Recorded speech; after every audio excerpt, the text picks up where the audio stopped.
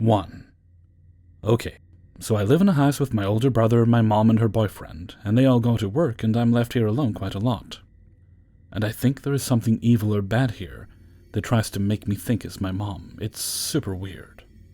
I've always talked to spirits, and we have 2 that follow us from house to house, so I've never really been afraid of them.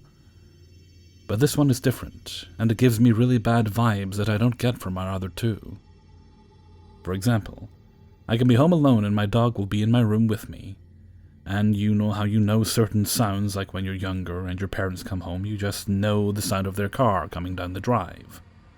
And then coming through the door. So I can hear our door open and close, coming into the house. And it has a little chicken hanging in it that clanks against the glass. So I know that's what I hear. And I can very clearly hear my mom come in and set her purse down on our coffee table in the living room, because her keys are clipped to her purse, and it's a very distinct sound. I will hear all of this, and then, after a few moments, I will hear my name being called. And the first time this happened, I got out of bed to go see what she wanted, and when I got to my doorway, I got a really eerie feeling and called for my mom from the doorway, and she didn't answer, but still went out, and she wasn't there, and I ran back to my room so fast and closed the door until she actually got home.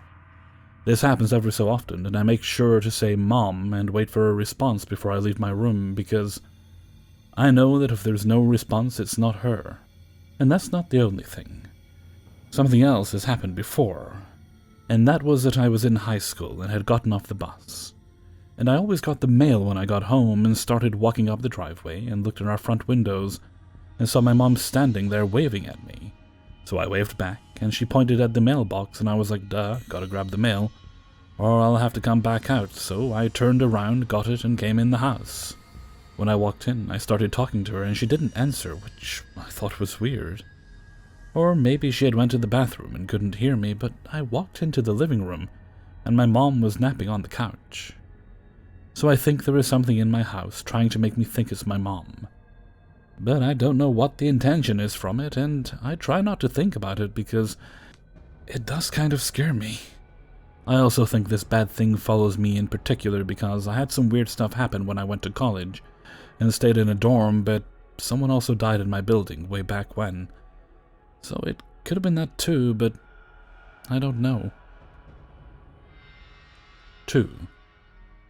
My mom and dad decided to move into a different house because our previous house stinks and it is too small for us to live in. Fast forward. One day we moved into a 2-story house and I started to explore it. It has 2 rooms and narrow stairs. There's this odd feeling that something is watching me, and when I turned around, there is no one there. It's like I can sense that someone was there. After a while, mom and dad are always busy with work, etc. So I ended up being alone in the house with my sister, my newborn niece, and my cousin. I think it happened back in 2016 when my niece was still 2 months old. We always hear footsteps in the stairs. We didn't really pay attention to it, until one night this happened. We were sleeping, and I suddenly woke up. Since I just woke up, my eyes were still blurry, and when I took my glasses, I saw a dark shadow, and I just couldn't bring myself to call my sister nor my cousin's name. I just closed my eyes and wait for it to leave. When I opened my eyes, he is gone.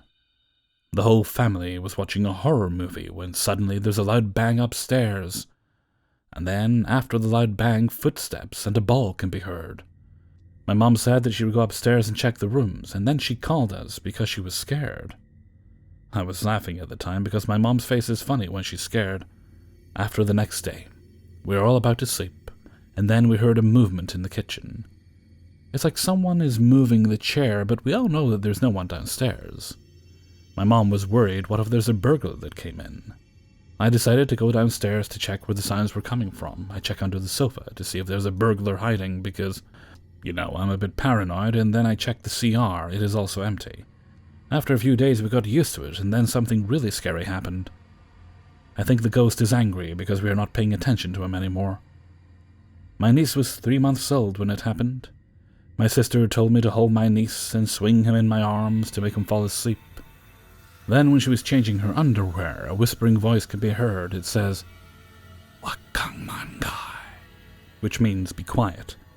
It is a whisper, but it sounds like the ghost is shouting. My sister and I were in shock to what just happened, and we stood there looking at each other. My sister said, "Do you hear that?" I said, "Yes, I did." She suddenly runs towards me. "Go get Mom." I tell her I'm scared, and besides, I'm holding your son. Let's just wait for Mom to get here. We waited for 5 or 10 minutes. Both of us are quiet and sitting in the corner, hoping for Mom to come upstairs. Then eventually she did. We told her about everything that happened. After that, my mom took my nephew to put him to bed. And after that, I told my mom to get my cousin to the other room, because I am scared that the ghost would hurt her. My mom told my cousin about what happened, and my cousin said, "Kaya pala may nakita. Akong parusok. Nung pumasok ako dito sa kwarto." Which means, that's why I saw smoke when I came into this room. A few minutes later, we decided to talk about things, and we forgot about what happened. Then me and my cousin decided to sleep in our room. I'm sharing a room with my cousin. We can't really sleep, and we started to play games on our phone. Then the door suddenly opened a little bit, big enough to see half a face. And we saw a face that looks exactly like my sister, like it was copying her figure. That time I thought she was joking to scare us. "You really think you could scare us, sis? Ha! You wish." My cousin responded, "Are you stupid, Liz? I'll come to that door and kick you if you don't stop." After a while, we started to play the game again. And when we look back at the door, there's no one there. Then at 1 a.m., my cousin and I go to the bathroom together because I'm too scared to go to the bathroom alone. Then after that, we decided to check my sister and told her this. "Do you think you could scare us? Why were you peeking at the door while dancing?" My cousin laughs and said it's stupid. My sister says, "No, I didn't. I've been here the whole time, and who would dance while peeking at the door?" I call her a liar, but she promises she didn't, and asks, "You think I would leave my son after what happened?" Me and my cousin were in shock about what happened, so we decided to sleep in my sister and mom's room that night. What do you think it was? Please leave a comment. 3 years ago, I was 18 at the time. I interned as a tailor in a small clothing boutique. In the last week of my internship, my supervisor had to go away for a few days due to personal reasons, and as there were no other employees, she asked a friend of hers to supervise me instead. To protect her privacy, we'll call her Jolene. Jolene was a really sweet woman. She had long grey hair, and even though she had a lot of wrinkles, she still looked very young. Her clothing was very bohemic. I can't tell you what it was, but for some reason something seemed a little off about her. It happened on the last day of my internship. We spent most of the day just chatting and occasionally helping a customer. It was a warm summer day, so we decided to drink tea in the garden during our break. Where we were sitting, we could see through large sliding doors directly into the shop in case there was a customer. At some point I told her that I wanted to travel through Scandinavia in my van. When she asked me why, I told her it was for 2 reasons. The first is obvious. From what I had seen on TV and other types of media, it looks absolutely beautiful, and I want to see it for myself. The second one is, when I was small, I had a book about magic and folklore, and a whole chapter about strange megalithic stones in Norway who are said to be petrified trolls. This book was the kickstart for my love of all things magical and paranormal. She asked me if I believed in such creatures. Normally I would never admit it out loud, but I had a feeling I could trust her, so I said yes, I think I do.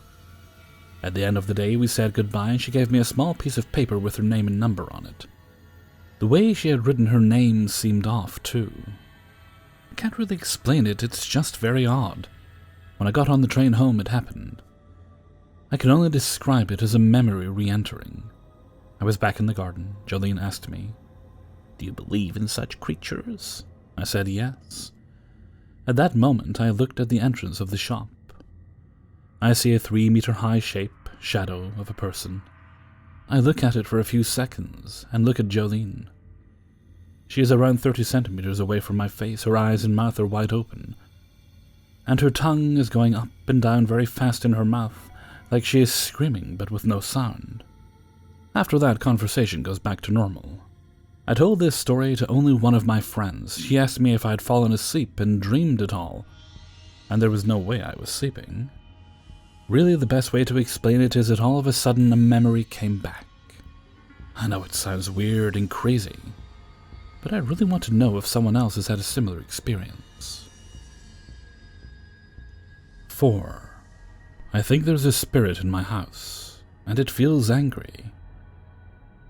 So basically I've lived in this house for most of my life. It's small and in a quiet neighborhood.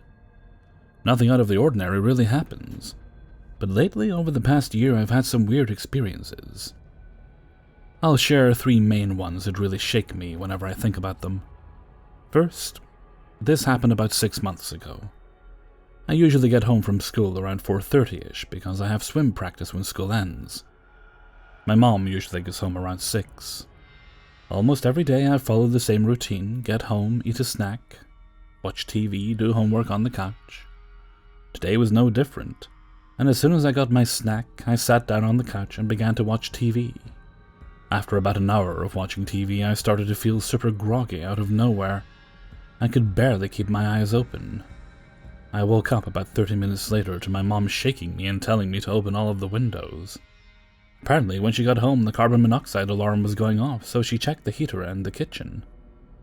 When she walked into the kitchen, all of the stove burners were turned on to where there was no fire, but gas was coming out. She blamed it on me, but I specifically remember not using the stove, and if I did, why would I turn all of the burners on? That's the first encounter that made me feel like something was in my house. Secondly, the second encounter happened a few months after the first. My mom and I were building a dresser from IKEA and we needed a screwdriver. We always keep a bag of house tools in the hall closet, and more outside in the garage. She sent me to go get some tools from the tool bag in the hall closet. But when I got there, no screwdrivers were there, like none, no flathead or star ones. No small or large or any. All of the rest of the tools were there though, so I told her and she said that's weird, but go check in the garage. I went to the garage and once again there were absolutely no screwdrivers. I was like, wow, WTF. Anyways, I went back inside and told my mom, and of course she was like, I guess I'll have to get them myself. So we both checked the hall closet, and none were there. And the garage again, none were there. Coming back into the house, we stopped in the kitchen and talked about how weird it was. Because we hardly ever used the tools, so where could they have gone? We walked down the hall into the living room, and both of us gasped. On the middle of the carpet is a pile of 10 to 15 screwdrivers just sitting there. We both looked at each other out of confusion and a little bit of fear. Thirdly, this happened about a week ago and is honestly super scary to me. It gives me goosebumps as I write this. So one night, I was sitting at my computer watching YouTube. It was a little late, around 2 or 3 in the morning. I always leave the hall light on with my door shut because I'm afraid of the dark, and it gives a little bit of light. So I'm watching YouTube and kept hearing my mom walk from her room to the living room, which is weird because I remember her going to bed a couple of hours ago, and she's a really heavy sleeper who doesn't wake up for literally anything. So I called out to her and no one answered, so I was like, that's weird. And then I heard the footsteps again, so I looked under the door and I swear, I saw like a shadow of feet standing there, and I thought it was my mom, so I was curious. Why wouldn't she open the door?